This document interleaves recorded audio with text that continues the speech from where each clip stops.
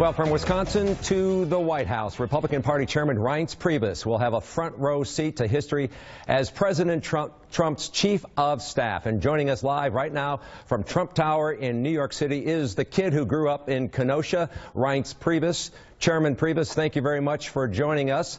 Want to get right to the cabinet appointments and a possible Wisconsin connection. A week ago, President-elect Trump met with Milwaukee County Sheriff David Clark at Trump Tower. Let me put you on the spot. Is Sheriff Clark going to be the next Secretary of Homeland Security?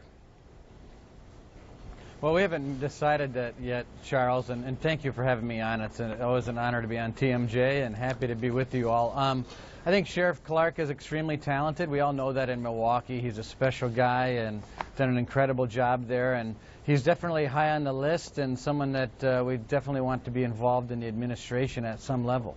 So you do expect Sheriff Clark somehow to be part of the Trump administration? I think that he's going to have opportunities, and I don't want to start exploring every one of them with you all, but certainly he's very talented. I think he's going to be offered things to be helpful, and it'll be up to him as to whether or not he wants to participate in that. Well, let me ask you, Chairman Priebus, have you had any conversations with Governor Walker about your first 100 days in office, the agenda that you might have? And as you know, Governor Walker here had a bold and some would say controversial start to his 2010 office when he was in office, when he talked about collective bargaining, going after collective bargaining with state employees. Do you see something on a federal level for that issue and maybe a national right-to-work law?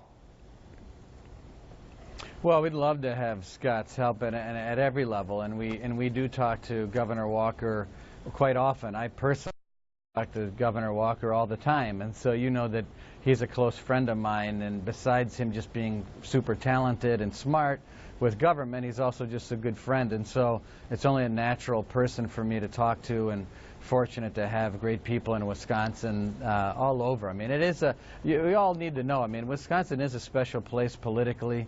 You know, even the Democratic Party there is quite good too. So I mean, it's but what about on the issue of politics? And it just so happens we're on a roll. What about the issue of collective bargaining, a national right-to-work law? Are those things that you are looking at in those first 100 days?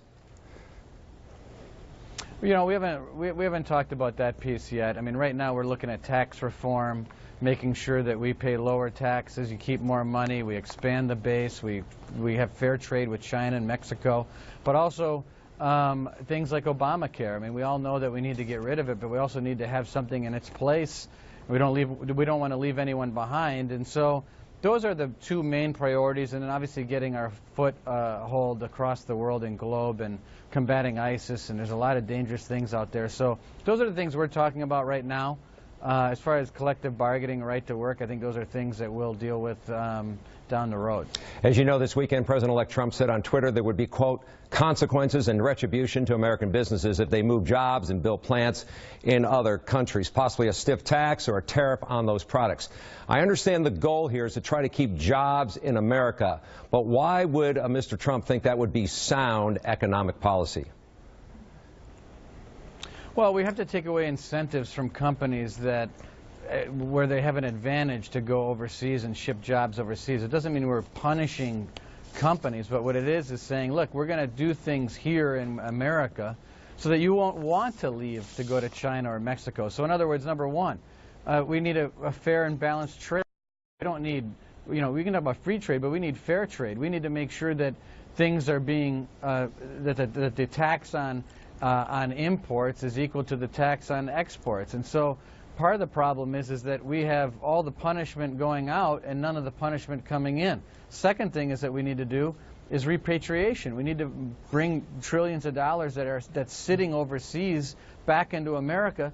And the third thing is to lower the rate that businesses are paying across America. And so in other words, instead of paying 35% of taxes to the government, if we lower the rate down to 20 or 15, companies won't want to leave this country, and that's what President-elect Trump is talking about. But as you know, even House Speaker Paul Ryan has said in the past, you know, government shouldn't be in the business of picking winners and losers. Doesn't that do that with this type of policy?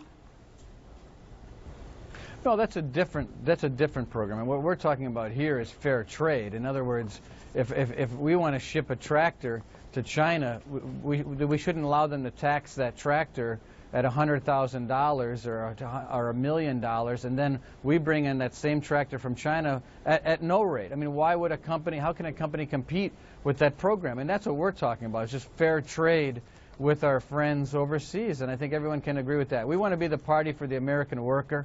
It's about time that people that work every day and skilled labor get taken care of, and we're going to be that party, and President Trump is going to be that president.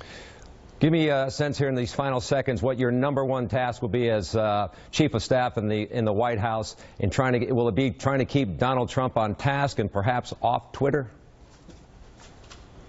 No, I think it's just a matter of an advisory and a role in the White House and making sure that things are being done properly, and really it's an advisory, it's what they call care and feeding of the president, taking care of the president, feeding the president the right information, making sure the right people are before him, before he makes decisions, and then supporting the decisions that he makes.